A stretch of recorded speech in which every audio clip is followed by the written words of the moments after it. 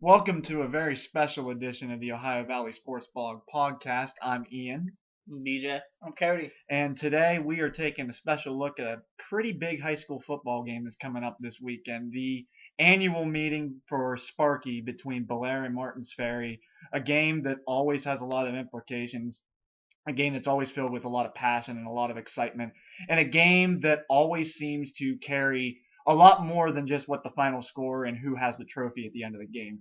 BJ, I'm going to open up with you. What are some of your thoughts about this game? This is what high school football is all about. I mean, it's two teams separated by about 7 miles. And I mean, I just realized that this week, as a Bellaire graduate, I hate Martins Ferry. But then, after the game, they're fine the other 55 weeks of the year. And that's what makes a good rivalry, is respect. I mean, I don't hate Martins Ferry, but I do this week. Yeah. Yeah, I mean, you're talking about the fourth oldest rivalry in Ohio, and not to mention the ninth oldest rivalry in the state. That's some amazing stats. And who leads the all-time series? Bellaire does. And what by what? 56 to 45, I think. 56-43. 56-43. This is going to be the 110th meeting. 110th meeting. Just for an area like this, you can't talk about how much this game means. It's something that you can easily expect every time that these two teams play that there are going to be literally thousands of people at whatever stadium it's played at Nelson Field, at Purple Rider Stadium. This is a game that the Valley comes out to watch because of how much it means. I mean, Ian, there's fans there that aren't even from Bellaire Martins Ferry. No. Just to show up to watch this game, it doesn't get any better than this. I mean, Okay, it's been said that at least around Bellaire, I could assume around Martins Ferry as well. People around Bellaire would say we could go 1-9, but as long as we beat Martins Ferry and keep SPARKY, that's a successful season. I mean, that's how much this game means. I mean, I fully expect Nelson Field to be filled to capacity and then more for this game on Saturday. let's take a look at last year's matchup. Yeah, a game that I feel like really reignited the rivalry. Yes. A game that had all the makings of what you would call an absolute instant classic, something that you're going to remember for a long, long time. The final score of that one was Bellaire 34, Martins Ferry 28 in overtime. It was only they've played. This will be the 110th time they've played, and in all of those games, that was only the second time that those two teams have ever played an overtime game. The first time that Bellaire won that game since 2006. That's unfortunately that was my freshman year. That was high your school. freshman year. That's how long it's been, and I'll tell you what, it was long overdue. Yeah. People in Bellaire, there used to be parades in the streets after Martins Ferry. You would see the football players go down the street on the fire trucks and everything else. That's how big this game is. And to get this rivalry going again, like you said, Ian, it's huge. Badia, if I'm not wrong, Badia had a monster game. The whole team. It was two teams and hard fought.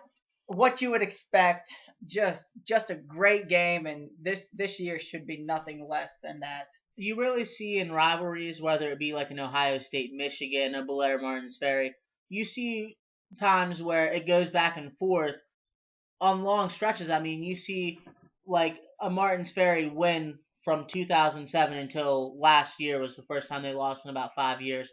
But before that, I mean, Bellaire had dominated a little bit, and before that, Martins Ferry. So, I mean, you don't often see it go back and forth and back and forth. You normally see little streaks. Yeah. And I mean, what you got to think of is that game had so much more riding on it than just Bellaire Martins Ferry. A lot like what this year's game has. There were playoff implications on the line. Absolutely. There were seeding implications on the line. That's what makes this game so much better, because usually these are two good teams. I mean, these are not only are we talking about one of the oldest rivalries in the state of Ohio, we're talking about one of the oldest rivalries in the state of Ohio with two of the winningest programs in the state of Ohio playing it. I mean, it's not like these are two, scrub teams that just happen to have a really good series against each other. These are two really, really good state-recognized football teams that play a really, really good football game against each other, and they've done it 109 times. And you look ahead to this year, and you expect to see a lot more of the same of what you did last year, and maybe even better than what you saw last year if it could get any better. Yeah, I mean, overtime, the touchdown pass in the end zone to win it. I mean, oh man. I don't know if it can get much better than And that. I think it can, and I think it's going to. I mean, let's take a look. Yeah. Let's take a look at both of these teams this year, and we're going to start out with Bellaire. They're 7-2 on the year. They had those two really, really bad games against Steubenville Central and Shadyside. Two of their first three. No defense. It was early in the year. They were trying to figure out who they were. It's one of those situations where it's a team that I think maybe, and they'll never admit this, but maybe they got a little too high on themselves after last year and kind of expected to win those games. And they were pretty much dominated. I mean, Shadyside's no slouch. Shadyside is not a bad team. And Steubenville Central is not a bad team either. If you look back at last year, it really took a great comeback in the first game of the year for them to beat Steubenville Central last year. And Steubenville Central is playoff bound this year. Yeah. And Shadyside is very well could be a state title contender. I mean, you got to figure Steubenville Central's only loss this year is to Weirton Madonna, who is probably going to go win a state title over in West Virginia. Yeah. They've been one of the best teams in West Virginia for the last 10 years. I mean, you're not. These are good teams that Bellaire lost to, but they lost pretty bad to them. And a lot of people looked at those two games and saw that Bellaire got pretty much dominated up front. But that hasn't been the case ever since that game. Since that loss to Shadyside, they're on a 6-game winning streak. They clinched a playoff berth in Division 6, and with a win, they can more than likely clinch a home playoff game in the first round, which would again be another huge milestone in this program under Jose Davis.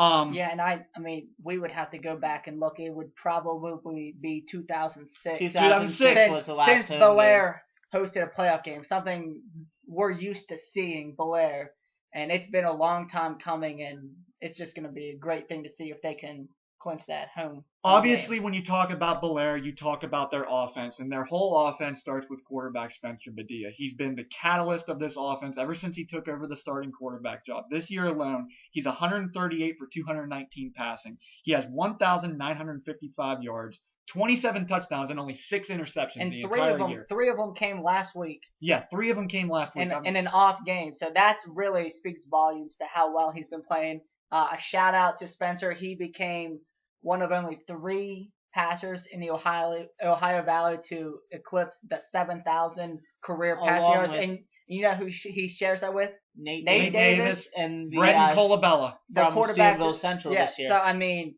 you just don't see that too often, almost never. And to have 2 people do it in one season really speaks volume to the work he's put in and the system he's in as well. The third member of that club was an NFL quarterback for a short period of time. And another interesting milestone is I found out today, Spencer is only 135 yards away from being the first player in OVAC history to have 8,000 total yards of offense in a career. And you can assume unless probably a very, very, very bad game. Yeah. And shout out, in addition, you have down there Nick Petrone this year has 36 catches for 649 yards and 10 touchdowns.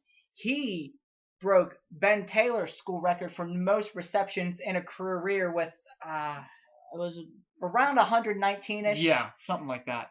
I mean, that's another. I mean, I know he didn't play receiver that's another NFL player. NFL he went to Virginia Tech. I mean, that's unbelievable. So, I mean, when you think of the history of great receivers at Bellaire, when you go with, Joey Galloway, you had Ben Taylor, you had Ty Massarelli, Trey Massarelli. You had all these. I know there's more. We're not thinking. The coins. Yeah, the coins. I mean, for him to break a record like that with those company of people is unbelievable. Another big thing that I think has really given a whole nother dimension to this Bellaire offense is how well they've been able to run the ball in the last couple of weeks. Yes. You talk about early in the year, a lot of it was on Hunter Westlake, and he delivered for the most part. He had 40 carries for 374 yards and 6 touchdowns on the ground, but he's been able to be utilized more in the passing game now with the addition of Brandon Loftman to that offense. Martins Ferry transfer came over to Bellaire. In 4 games this year, he has 67 touches for 497 yards and 2 touchdowns. And the best part about him is that he's such a physical running back. He doesn't stop moving his legs. He is a Martins Ferry kind of running back playing in a Bellaire offense. Well, and like you talked about earlier in the season, Hunter Westlake had a lot of the running load. But really, you saw a lot of like a wide receiver come motioning into the backfield, and they would run out. Tyler West ran a lot. So, I mean, it was just different receivers to try to get the running game going. And it was okay, but they never really got it going. So, to add Loftman, I mean, that really just, like you said, it adds another dimension to this offense. Yeah, just to do the average real quick on him, that's almost 7.5 yards per carry. That is unbelievable. And you really did, in the beginning of the year, they really did miss that. Unfortunately, he had to sit out the first 5 games of the season because of the transfer rule. Yeah. We talked about it earlier when we started talking about Bellaire, as how they got physically manhandled by Shadyside and Steubenville Central in those first couple of games.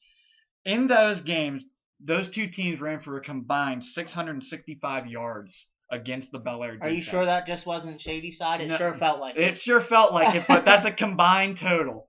Since then, in 6 games, Bellaire has allowed a total of 858 rushing yards. Better. That's a much better average, I'd take it. They're definitely going to have to be on their game because Martins Ferry is a running team. They've always been a running team.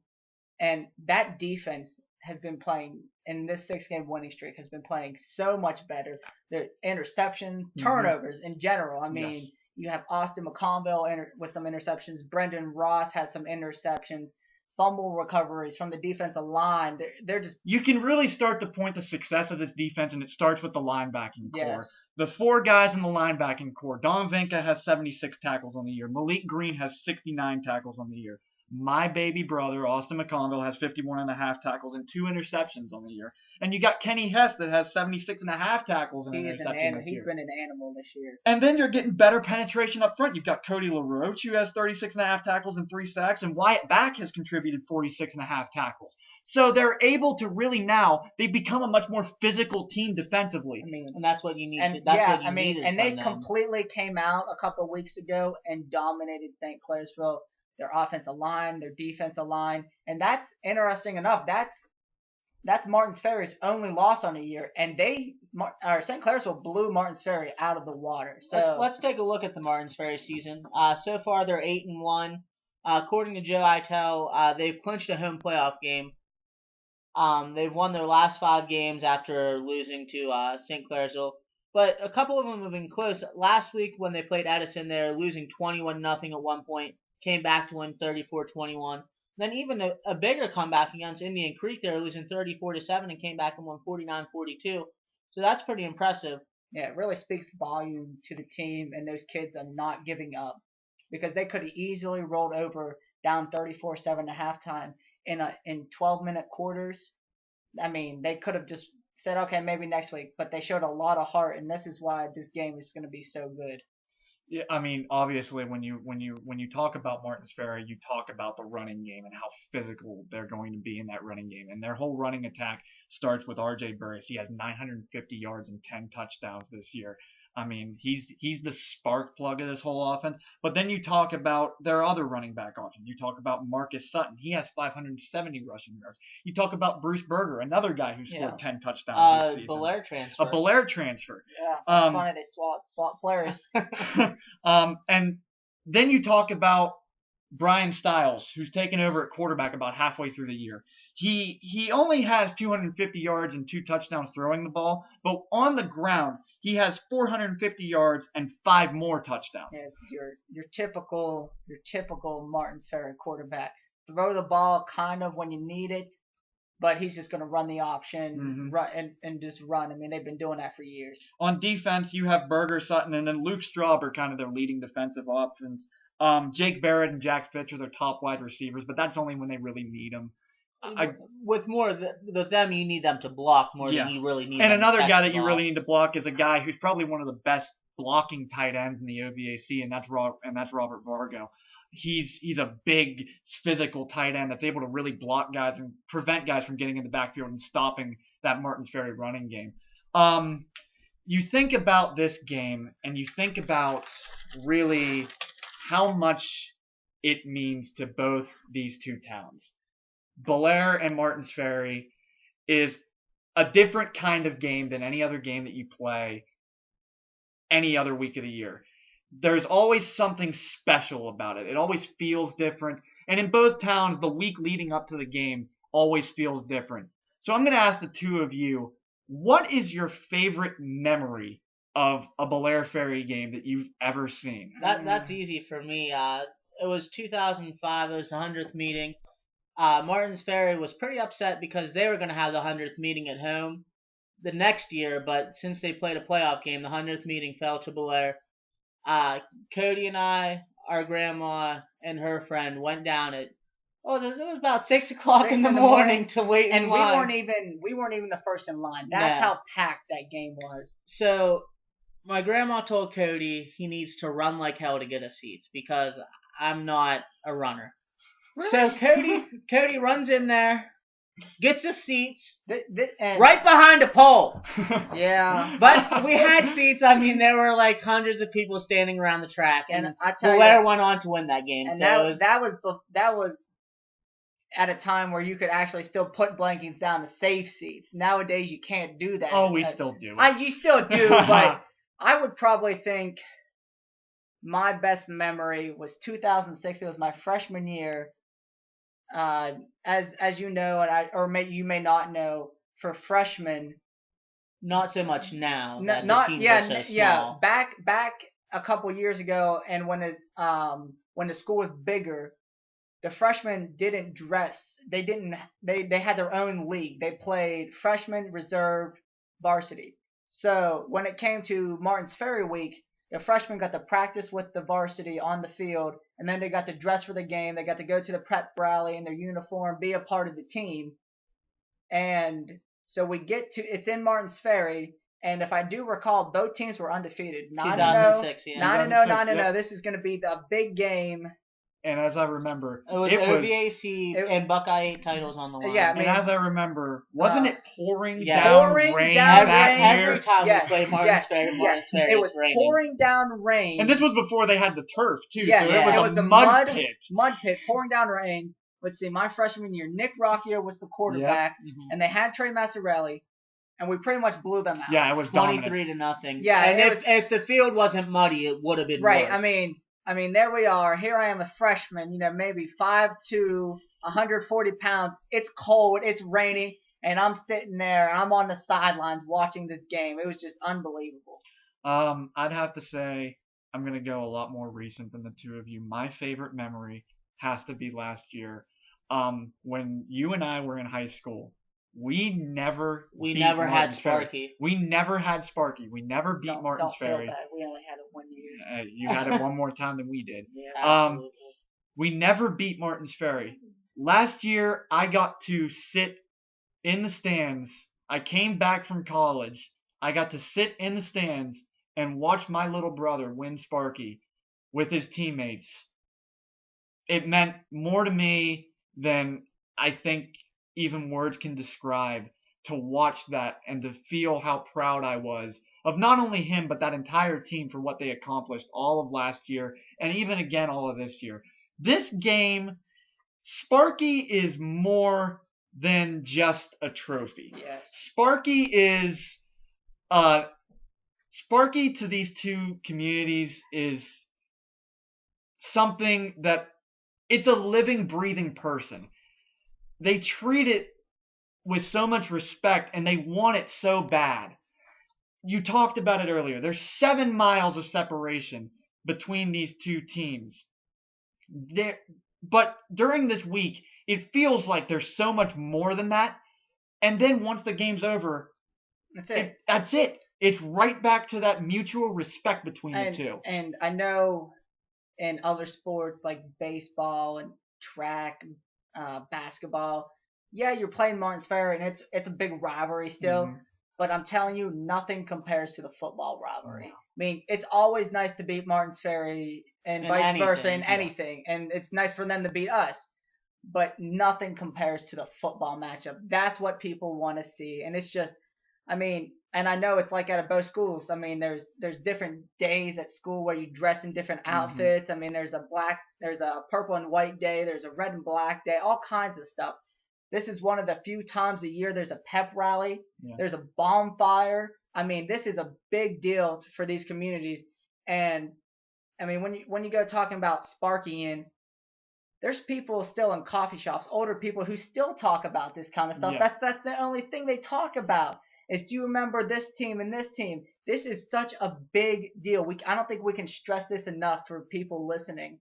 What this means. I mean, the T-shirt, Sparky is a Big Red. The chants that go between the two schools at the game when somebody's about to win. You know, Sparky is a Rider, Sparky is a Big Red. It's on a whole nother level.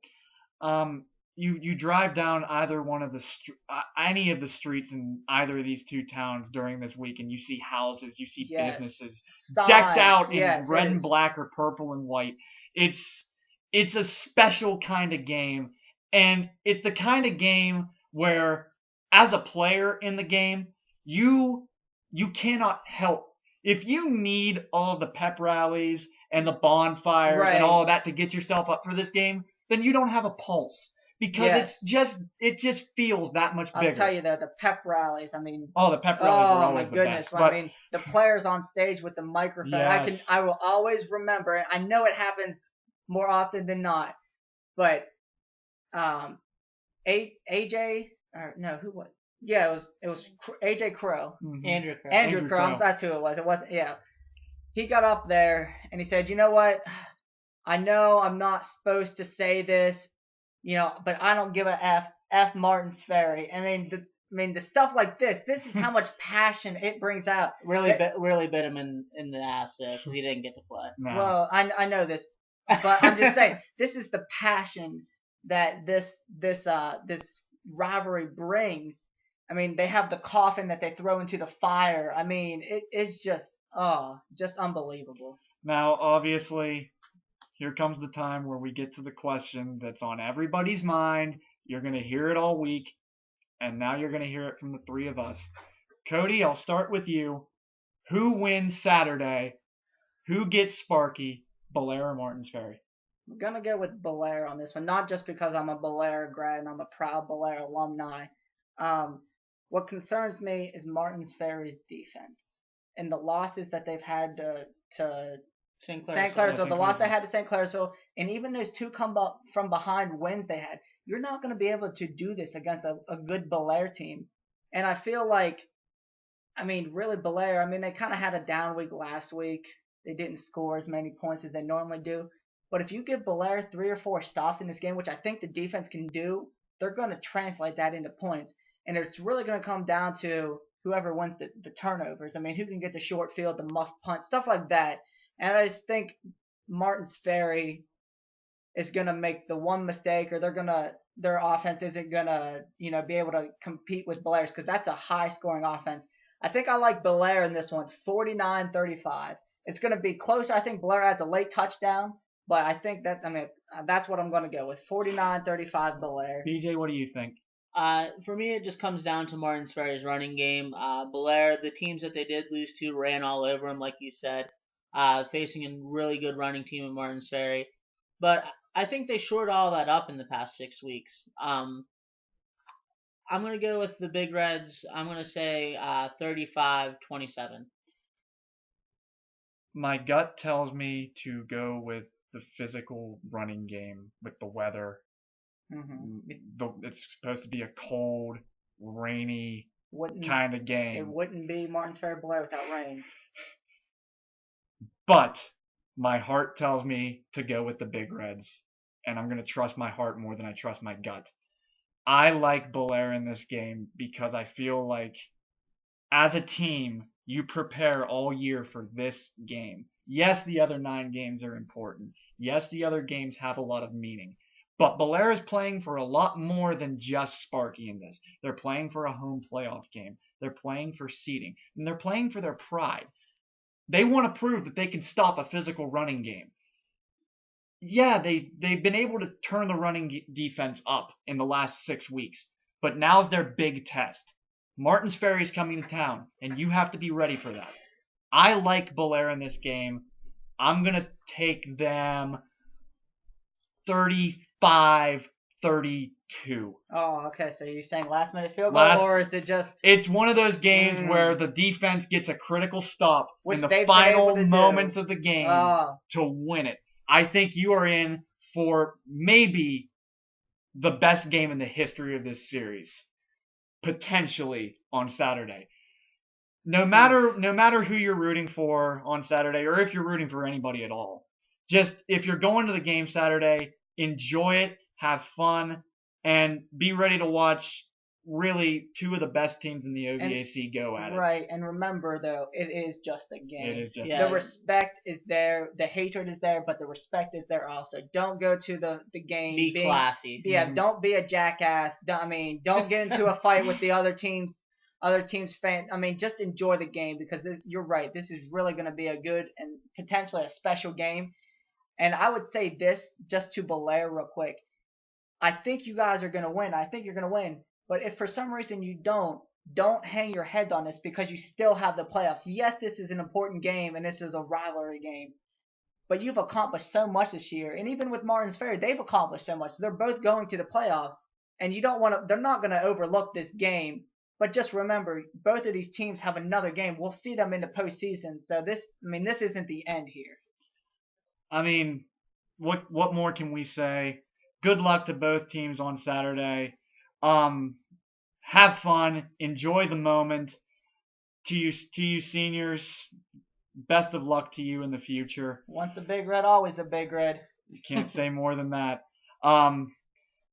If you're going to the game Saturday, enjoy it. That's it for the 3 of us. Thanks for watching.